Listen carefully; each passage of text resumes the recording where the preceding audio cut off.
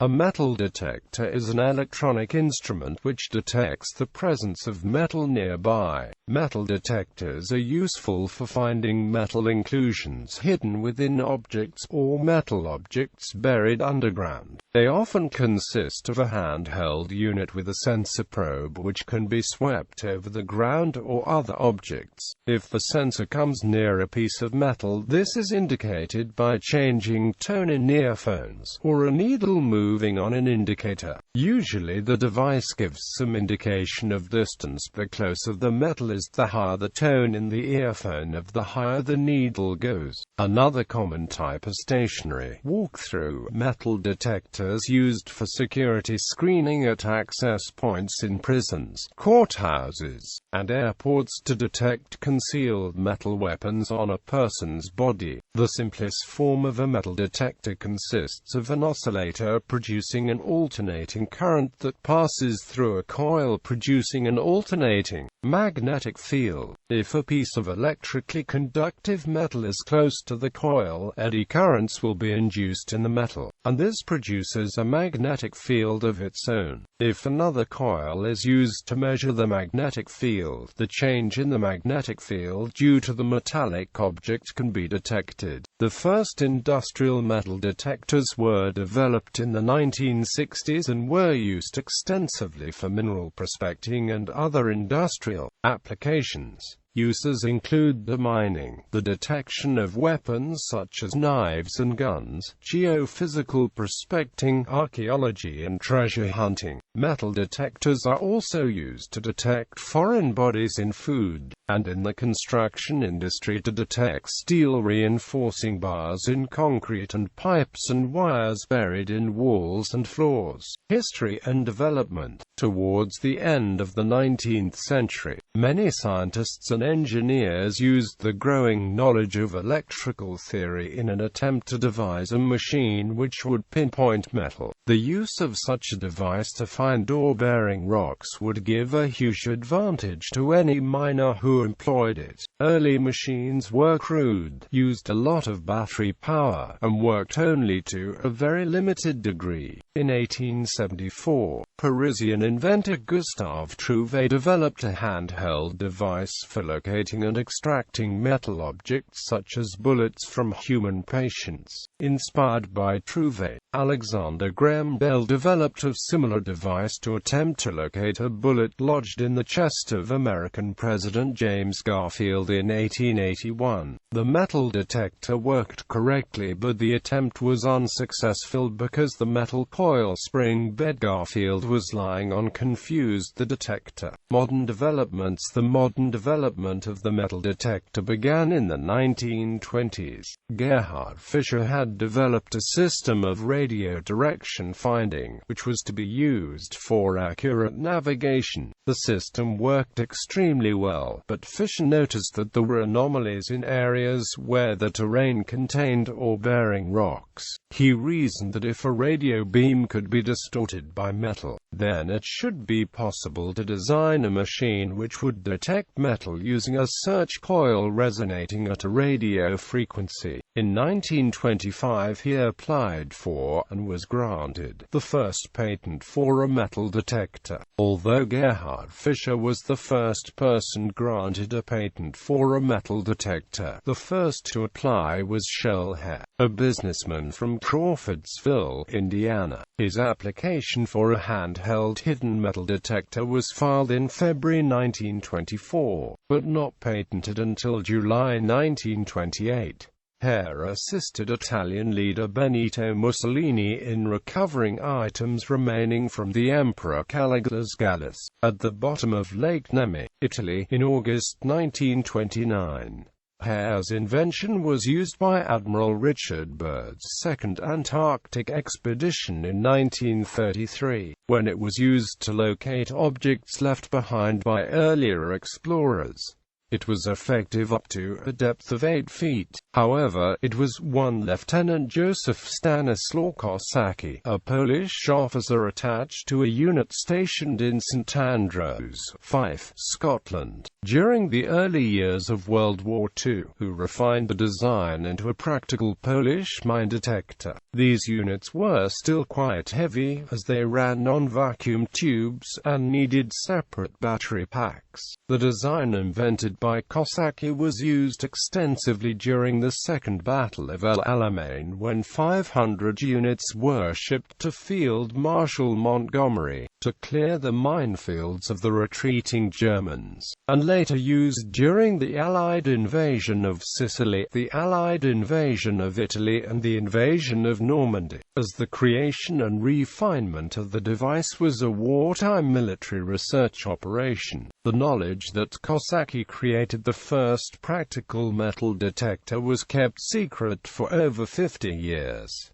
Further refinements. Many manufacturers of these new devices brought their own ideas to the market. White's Electronics of Oregon began in the 1950s by building a machine called the Master Geiger counter. Another leader in detector technology was Charles Garrett, who pioneered the BFO machine. With the invention and development of the transistor in the 1950s and 1960s, metal detector manufacturers and designers made smaller, lighter machines with improved circuitry, running on small battery packs. Companies sprang up all over the USA and Britain to supply the growing demand. Modern top models are fully computerized, using integrated circuit technology to allow the user to set sensitivity, discrimination, track speed, threshold volume, notch filters, etc., and hold these parameters in memory for future use. Compared to just a decade ago, detectors are lighter, deeper seeking, use less battery power, and discriminate better. Larger portable metal detectors are used by archaeologists and treasure hunters to locate metallic items, such as jewelry, coins, bullets, and other various artifacts buried shallowly underground. Discriminators. The biggest technical change in detectors was the development of the induction balance system. This system involved two coils that were electrically balanced.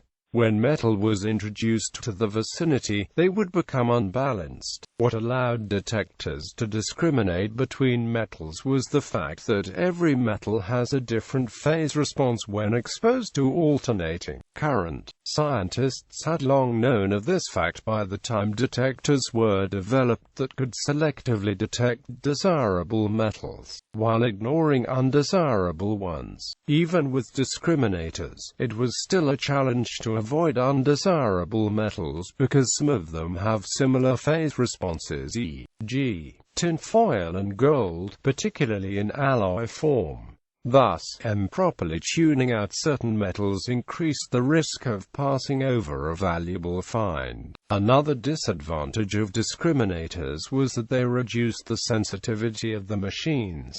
New coil designs. Coil designers also tried out innovative designs. The original induction balance coil system consisted of two identical coils placed on top of one another.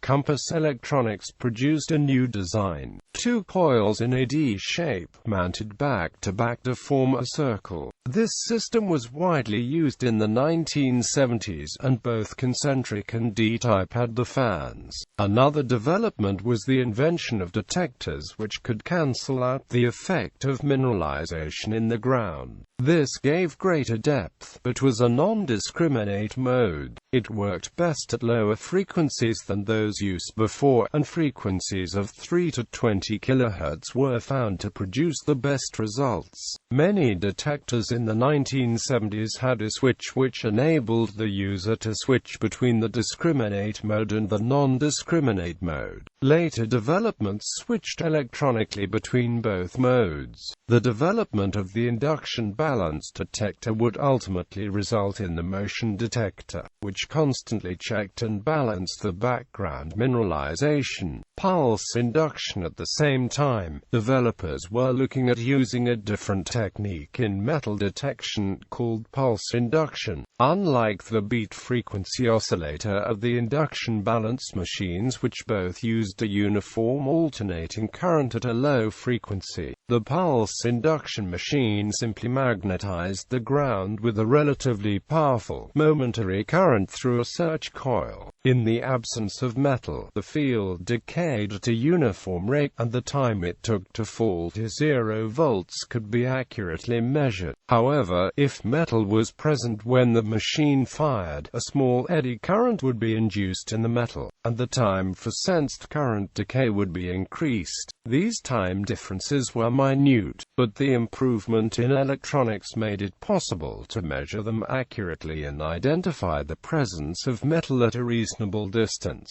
These new machines had one major advantage: they were mostly impervious to the effects of mineralization, and rings and other jewelry could now be located even under highly mineralized black sand. The addition of computer control and digital signal processing have further improved pulse induction sensors. Uses: archaeology. Metal detectors are widely used in archaeology, with the first recorded use by military historian Don Rickey in 1958, who used one to detect the firing lines at Little Bighorn. However, archaeologists oppose the use of metal detectors by artifact seekers or site looters, whose activities disrupt archaeological sites. England and Wales. In England and Wales, metal detecting is legal provided that permission is granted by the landowner, and that the area is not a scheduled ancient monument, a site of special scientific interest, or covered by elements of the countryside stewardship scheme. Items discovered which fall within the definition of treasure must be reported to the coroner or a place designated by the coroner for treasure. The voluntary reporting of finds which do not qualify as treasure to the Portable Antiquities Scheme of the UK Detector Finds database is encouraged. Scotland. The situation in Scotland is very different. Under the Scots law principle of bona vacantia, the Crown has claim over any object of any material value where the original owner cannot be traced. There is also no 300-year limit to Scottish finds. Any artifact found, whether by metal detector surveyor from an archaeological excavation, must be reported to the Crown through the Treasure Trove Advisory Panel at the National Museums of Scotland. The panel then determines what will happen to the artifacts. Reporting is not voluntary, and failure to report the discovery of historic artifacts is a criminal offence in Scotland. France. The sale of metal detectors is allowed in France. The first use of metal detectors in France, which led to archaeological discoveries, occurred in 1958. People living in the city of Graincourt-les Havrincourt who were seeking copper from World War I bombshell with military mine detector found a Roman silver treasure. The French law on metal detecting is ambiguous because it refers only to the objective pursued by the user of a metal detector. The first law to regulate the use of metal detectors was Law No. 89-900 of the 18th of December 1989. This last is resumed without any change in Article L. 542-1 of the Code of the Heritage, which states that no person may use the equipment for the detection of metal objects, for the purpose of research, monuments and items of interest, prehistory, history, art and archaeology, without having previously obtained an administrative authorization issued based on the applicant's qualification and the nature, a method of research. Outside the research of archaeological objects, using a metal detector does not require specific authorization, except that of the owner of the land. We often read from some archaeologists that the use of a metal detector is itself prohibited without official authorization. This is false. To realize this, one must look to the legislative intent in enacting the Law No. 89 to 900 of the 18th of December 1989.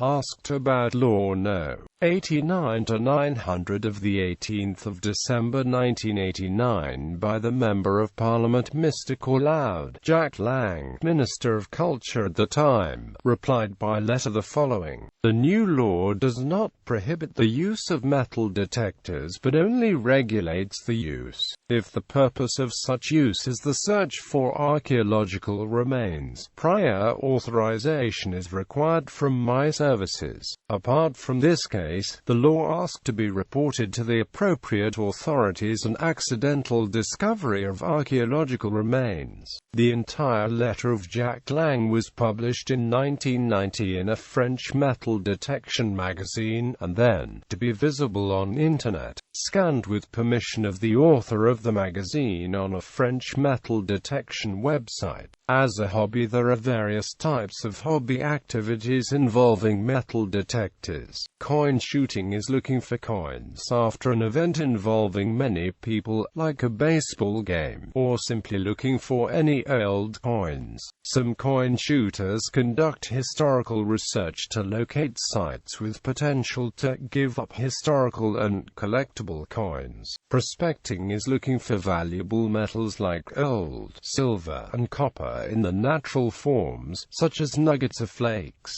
General metal detecting is very similar to coin shooting, except that the user is after any type of historical artifact. Detector users may be dedicated to preserving historical artifacts, and often have considerable expertise. Coins, bullets, buttons, axe heads, and buckles are just a few of the items that are commonly found by relic hunters. In general, the potential is far greater in Europe and Asia than in many other parts of the world. More valuable finds in Britain alone include the Staffordshire hoard of Anglo-Saxon gold, sold for £3,285,000, the gold Celtic Newark Torque, the Ringlemere Cup, West Bagborough hoard, Milton Keynes hoard, Roman Crosby Garrett helmet, Stirling hoard, Colette hoard, and thousands of smaller finds. Beachcombing is hunting for lost coins or jewelry on a beach. Beach hunting can be as simple or as complicated as one wishes to make it. Many dedicated beach hunters also familiarize themselves with tide movements and beach erosion. Metal detecting clubs across the United States, United Kingdom, and Canada exist for hobbyists to learn from others, show off finds from the hunts, and to learn more about the hobby. Politics and conflicts in the metal detecting hobby. In the USA, the metal detecting community and professional archaeologists have different ideas related to the recovery and preservation of historic finds and locations. Archaeologists claim the detector hobbyists take an artifact-centric approach, removing these from their context, resulting in a permanent loss of historical information. Archaeological looting of places like Slack Farm in 1987 and Petersburg National Battlefield serve as evidence against allowing unsupervised metal detecting in historic locations. Hobbyists often state that professional archaeologists' resource limitations results in the loss or damage of many artifacts by plows, development, erosion, and livestock. The language and breadth of legislation regarding artifact collection is also an issue, as the Archaeological Resources Protection Act of 1979 excludes scattered coins, the main target of inland hobbyists. Many hobbyists take issue with the breadth of metal detecting bans, marking large swaths of property off-limits which are either well documented already or unlikely to ever receive professional attention. Suggestions to certify or offer limited permits for detecting at historic sites have been attempted in some areas of the United States. Recently, productive efforts for cooperation between professionals and metal detecting hobbyists have begun, including the Montpellier Archaeology Project and Battlefield Restoration and Archaeological Volunteer Organization, and many more. In these programs, skilled detector hobbyists work with experienced professionals with common goals of accurate, efficient site discovery and excavation. Away from supervised sites, hobbyists using improved record-keeping and employment of Global Positioning System (GIS) logbooks, photoscales and online databases may aid professionals in evaluating possible sites. When searching for a site, hobbyists can aid with electronic scanning, reducing the need for test holes. Some land managers, such as the Tennessee Valley Authority, have cited a role for amateur archaeologists in protecting sensitive sites from illegal looting, and metal detector hobbyists have aided in the location and preservation of many sites. Security screening. A series of aircraft hijackings led the United States in 1972 to adopt metal detector technology to screen airline passengers, initially using magnetometers that were originally designed for logging operations to detect spikes in trees. The Finnish company Outokumpu adapted mining metal detectors in the 1970s, still housed in a large cylindrical pipe, to make a commercial walk-through security detector. The development of these systems continued in a spin-off company, and systems branded as metal detectors evolved in the form of the rectangular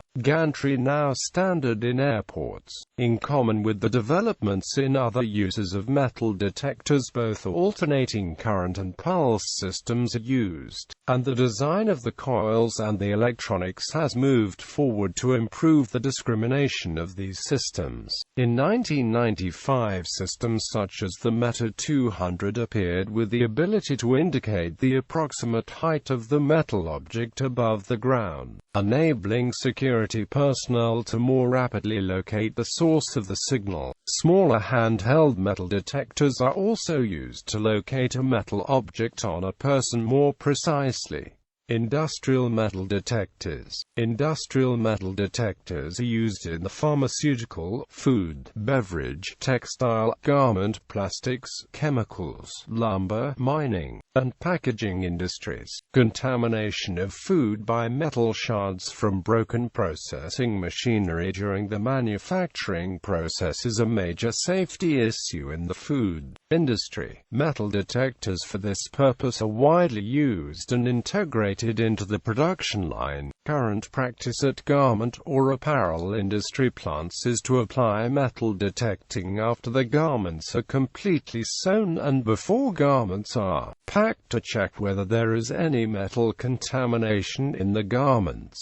This needs to be done for safety reasons. The industrial metal detector was developed by Bruce Kerr and David Hiscock in 1947.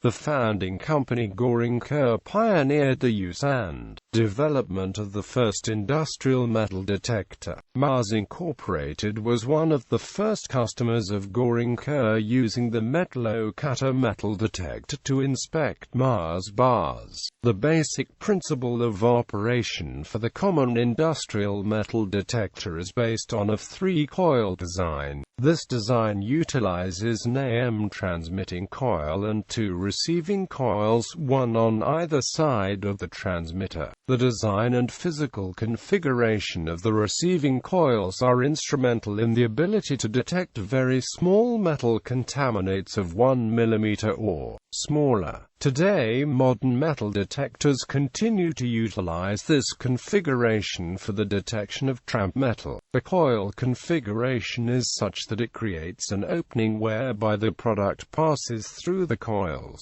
This opening or aperture allows the product to enter and exit through the 3-coil system, producing an equal but mirrored signal on the 2 receiving coils. The resulting signals are summed together, effectively nullifying each other. Fortress technology innovated a new feature that allows the coil structure of the BSH model to ignore the effects of vibration, even when inspecting conductive products. When a metal contaminant is introduced into the product, an unequal disturbance is created. This then creates a very small electronic signal. After suitable amplification, a mechanical device mounted to the conveyor system is signaled to remove the contaminated product from the production line. This process is completely automated and allows manufacturing to operate uninterrupted. Civil engineering. In civil engineering, special metal detectors are used to locate reinforcement bars inside walls.